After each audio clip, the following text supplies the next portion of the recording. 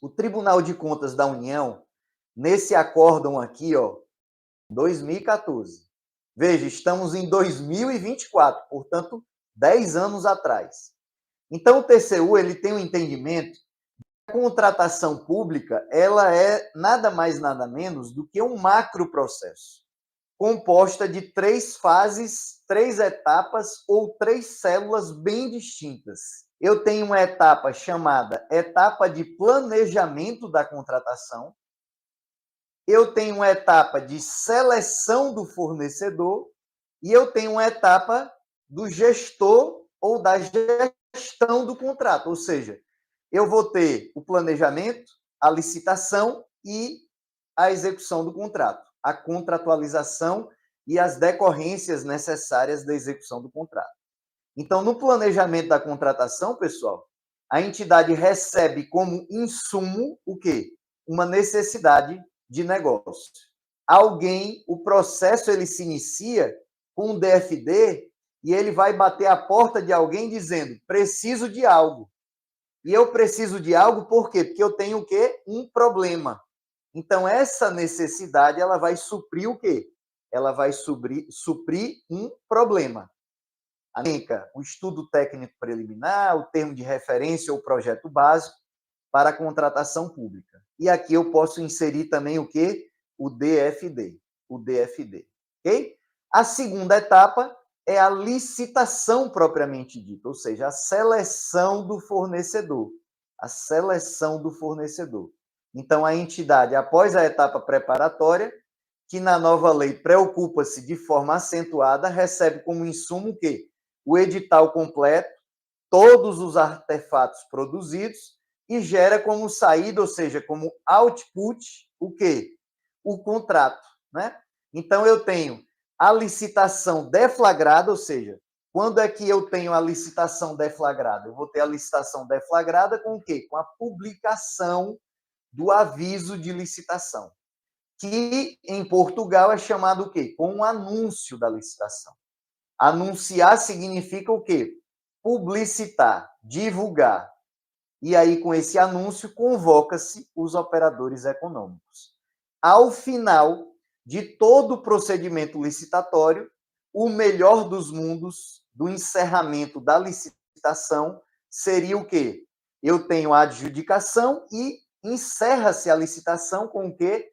Com a homologação. Isso é o que está dito lá no artigo 71, inciso 4º, da nova lei de licitações. Ok? E a terceira célula, a terceira fase ou terceira etapa, segundo o TCU, seria a celebração do contrato e a sua respectiva gestão.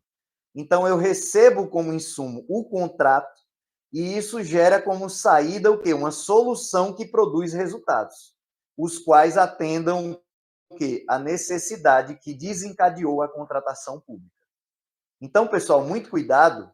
Eu peço para que vocês deem uma lida, por gentileza, no artigo 11, inciso 1º da lei, que aí vocês vão conseguir entender como nós tivemos uma mudança gritante da nova lei de licitações. No artigo 3º, nós tínhamos como uma das finalidades principais da lei 8666 de 93, a seleção da proposta mais vantajosa para a administração pública. Então, a doutrina clássica criticava isso e chamava isso de financeirização da contratação pública. A busca sempre pelo menor preço, a busca pela solução menos custosa para a administração pública, ok? Quando você vai estudar isso na Europa, na Comunidade Europeia e nos Estados Unidos, lá eles têm um princípio em inglês chamado Best Value for Money, o custo e benefício da contratação pública. E incorporado no artigo 11, inciso 1º, quando diz que uma das finalidades ou objetivos da licitação agora é selecionar a proposta mais vantajosa. Agora é selecionar a proposta apta a gerar o resultado, o contrato mais vantajoso para a administração pública.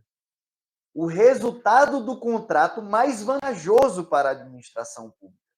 Então, há um deslocamento.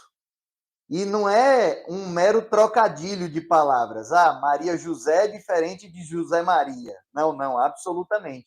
Eu tenho uma mudança significativa de sentido aqui. De modo que agora a administração tem que abandonar essa questão de selecionar sempre e tão somente o menor preço. Não. Ela vai buscar o quê? O custo, por exemplo, do contrato é um insumo do contrato. Mas o valor de contratar é muito maior do que o mero custo do contrato. Integra o valor de contratar os custos de licitar, ou seja, quanto tempo demora a construção de um equipamento público no método tradicional. Nós fizemos esse estudo, de 9 a 12 meses. Quanto tempo demora o mesmo equipamento público sendo construído numa metodologia construtiva mais sustentável, que a gente site, ou seja, fora do seja, lá no chão de fábrica onde se fabrica os módulos. Bom, de 4 a 6 meses. Bom, isso aí tem que ser levado em consideração o quê? A externalidade tempo para o governante, inclusive para os cidadãos, tem que ser algo a ser avaliado dentro da etapa do planejamento, ok? Questões outras, como, por exemplo, ciclo de vida do bem. Teve uma época aí que a Secretaria de Estado da Fazenda fez uma grande licitação para a renovação da frota, né? Que os fiscais tributários utilizam nas suas fiscalizações. E aí comprou, à época, o veículo mais barato que nós tínhamos à época no Brasil era o Renault Sandero.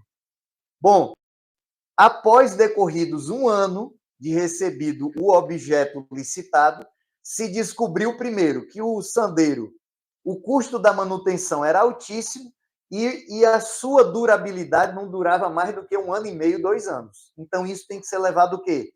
Em consideração, né? O ciclo de vida do bem tem que ser levado em consideração. Outras externalidades, e aqui novamente eu dou um exemplo. Teve uma época em que a BMW, no lugar onde nós vivemos aqui, no estado onde eu falo com vocês, foi cassado a franquia da BMW. Então, vou dar um exemplo hipotético. Suponhamos que a administração pública contrate e queira contratar um veículo da BMW. Se ela quisesse fazer a manutenção de seus veículos, ela teria que se deslocar para Recife, que era a localidade mais próxima de concessionária, ou Aracaju. Imagine a situação.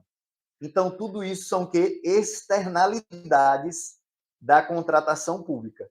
Então, o TCU, pessoal, já lá em 2014, entendia que a contratação pública ela segue um macro processo e é definido com base nessa figurinha aí que eu estou expondo aí para vocês, ok?